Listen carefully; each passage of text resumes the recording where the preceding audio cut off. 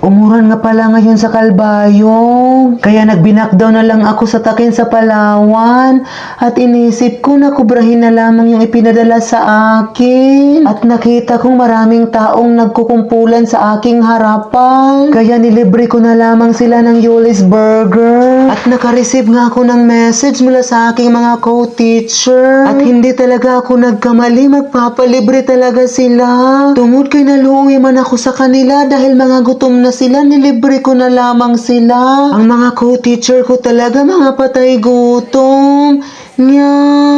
At napansin ko nga na maraming tumitinging tao sa amin. Habang nakatingin yung mga tao sa amin, ang kanilang mga dilay nagwawalwal. At ang ibang mga tao naman ay naglalakgak ang kanilang laway. Kaya sinabihan ko ang mga serbidora ng mang-inasal na ilibre ko na ang mga taong nakatingin sa amin.